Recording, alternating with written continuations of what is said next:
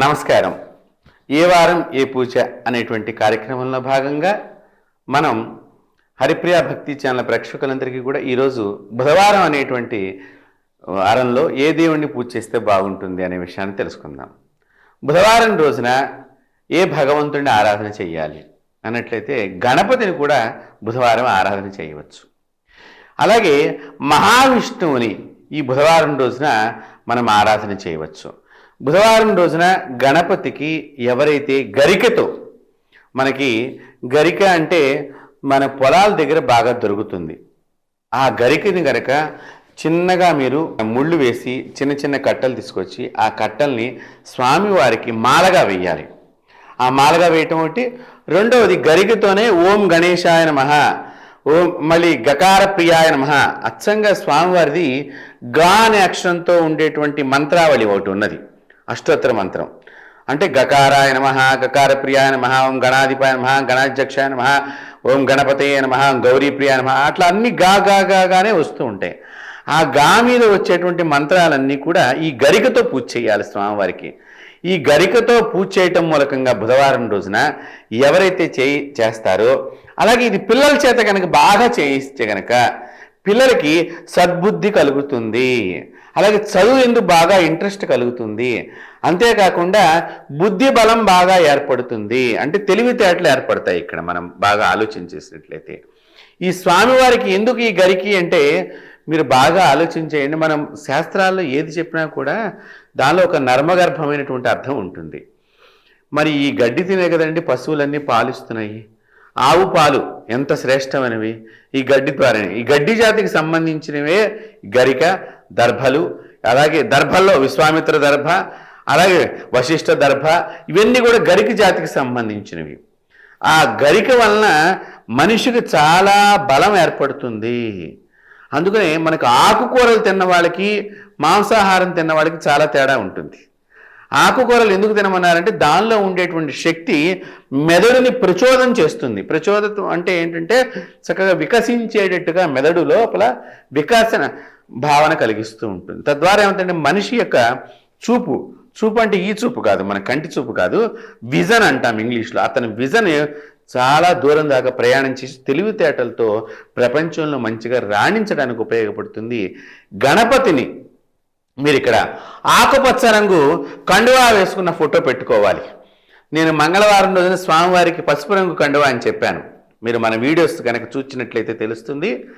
బుధవారం రోజున గణపతికి మీరు చక్కగా ఆకుపచ్చ రంగు కండువా, అలాగే పసుపు రంగు పంచె ఉంటుంది. అలాంటి చిత్రాన్ని కానీ లేవండి ఆ ఫోటో దొరకలేదు, మీరు చెప్పారు ఇప్పుడు మేము ఎన్ని షాపులు చుట్టినా మాకు దొరకలేదు అన్నట్లయితే ఒక చిన్న ఖర్చీఫ్, ఆకుపచ్చ రంగు ఖర్చీఫ్ మన స్వామివారి మీద ఫోటో మీద వేయవచ్చు. అలాగే పసుపు రంగు వస్త్రాన్ని కూడా ఆ స్వామివారికి మనం ధారణ చేయవచ్చు. చేసి గరికతో చిన్న చిన్న కట్టలు కట్టి దాన్ని మాలగా వేయించి పిల్లల చేత ఈ గరికతో మీరు పిల్లలకి మంత్రాలు రానప్పుడు, నాన్న గణపతి దగ్గర ఇలా వేస్తూ ఉండు, నేను మంత్రం చెప్తూ ఉంటాను, నువ్వు ఓం గణేశాయ నమః అని చెప్పి మీరు ఆ పిల్లల చేత కనుక చేయించినట్లయితే చక్కగా పిల్లలు బాగా చదువుతారు, ఫస్ట్ క్లాస్ మార్కులు కూడా వస్తాయి. ఎటువంటి సందేహం లేకుండా చెయ్యండి. ఏవేవో నాస్తికులు చెప్తూ ఉంటారు, నిజంగా చేస్తే అవుతుందా, అలా అవుతుందా, ఇదంతా ఒక ట్రాష్ అని మాట్లాడుతూ ఉంటారు. మాట్లాడేవాళ్ళు అనేక మంది మాట్లాడుతున్నారు.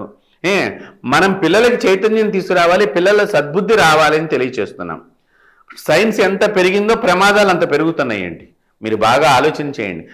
మేము సైన్స్కి వ్యతిరేకం కాదు, పరిశోధనకి వ్యతిరేకం కాదు, కానీ చెడ్డగా ఒకటే మొండితనంగా మాట్లాడటానికి మేము కూడా ఆధ్యాత్మికవాదం వ్యతిరేకం. భగవంతుడు లేదు, ఇది ట్రాష్, ఎందుకంటే వాళ్ళు చూడలేదు, చూడని వాడితో మేము మాట్లాడడం. చూడాలంటే ఎవరికి వాళ్ళు ప్రయత్నం చేయాలి. భగవంతుడిని నేను చూపించడం కానీ ఇంకొకటి కానీ చూపించరండి. మనగా తెలుసుకున్నప్పుడే ఉన్నాడో లేదో తెలుస్తుంది. నిజంగా నేనేదో కళ్ళు మూసుకోండి మీ నెత్తిని చేయబెడితే దేవుడు కనిపిస్తాడు, ఇవి మాటలు వద్దు మనకి.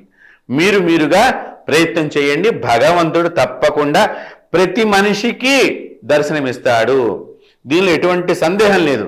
వాళ్ళు ఎవరైనా ఏమంటే కుక్కలకే దర్శనం ఇస్తున్నాడండి భగవంతుడు, జంతువులకు దర్శనం ఇస్తున్నాడండి. మనకి ఇవ్వడండి, మనకి ఎంత బుద్ధి ఉన్నదండి, మనం ఎంత జన్మ ఇస్తాం, ఎంత గొప్ప జన్మ అండి. నరజన్మ దుర్లభం. జన్మలన్నింటిలో కూడా మనిషి జన్మ చాలా కష్టమైంది రావటం అని చెప్తుంది శాస్త్రం. అలాంటి జన్మెత్తి మనకి వివేకం లేదా? కాబట్టి మీరు భగవంతుడు ఉన్నాడో లేదు మీకు మీరుగా ప్రయత్నం చేయండి. ఆ ప్రయత్నానికి సహకరించేటువంటి వాడు కూడా గణపతి. అందుకని ఇప్పుడు ఇక్కడ నేను ఈ సబ్జెక్ట్ చెప్తున్నాను. మీరు చక్కగా గణపతిని గకారమంత మంత్రాలు ఏవైతే ఉంటాయో ఆ గకారాక్షరం కలిగిన మంత్రాలతో ఈ గరికని ఉపయోగించి మీరు పూజ చేసి చిన్న బెల్లం ముక్క నైవేద్యం చేయండి. అది కూడా చెరుకుతో తయారు చేయబడిన బెల్లము, లేకపోతే పటికి బెల్లం చిప్స్ కాకుండా పటికి బెల్లం గడ్డలుగా దొరుకుతుంది. అది కానీ మీరు నైవేద్యం చేసినట్లయితే మీ పిల్లలకి చదువు చాలా బాగా వస్తుంది, తెలివితేటలు వృద్ధి చెందుతాయి, వాళ్ళు చదువు ఎందుకు కాన్సన్ట్రేషన్ కలుగుతుంది. అలాగే భగవంతుడిని చూడాలనుకునేటువంటి వారికి కూడా ఆ కోరిక నెరవేరుతుంది. అంతేకాకుండా ఈ బుధవారం రోజున మహావిష్ణువుని ఎలా సాధన చెయ్యాలి? బుధవారం మహావిష్ణువుకి అత్యంత ప్రీతికరమైనటువంటిది. ఎందుకంటే యాదేవి సర్వభూతేషు బుద్ధి రూపేణ సంస్థిత, అమ్మవారు బుద్ధి రూపకంగా ఉంటుంది. ఇందాక అందుకనే నేను గణపతిని పూజ చేయమన్నాను. మనకి బుద్ధి కూడా కావాలి. ఆ బుద్ధిని నిలబెట్టేటువంటి వారు ఎవరయ్యా అంటే మహావిష్ణువు. ఇక్కడ మహావిష్ణువు ఎందుకు బుద్ధిని నిలబెడతాడంటే ఈ బుద్ధికి మాయ చేరిందనుకోండి మనం తప్పుడు పనులు చేసేస్తాం. ఈ మాయను పోగొట్టేటువంటి వాడు అంటే మన మనసు లోపల చక్కని సద్బుద్ధిని నిలిపేటువంటి వాడు, చెడ్డ బుద్ధిని లోపలికి ప్రవేశం కాకుండా అడ్డుకునేటువంటి వాడు మహావిష్ణువు. ఈ మహావిష్ణువుకి తులసీ దళాలతో చక్కగా ఓం విష్ణవే నమః, ఓం కేశవాయ నమః, ఓం నారాయణాయ నమః, మాధవాయ నమః అంటూ మీకు వచ్చిన నామావళి. ఒకటే నామం వచ్చు మీకు గోవింద అనేది, గోవింద గోవింద గోవింద అంటూ తులసి దళాలు వేయండి స్వామివారికి.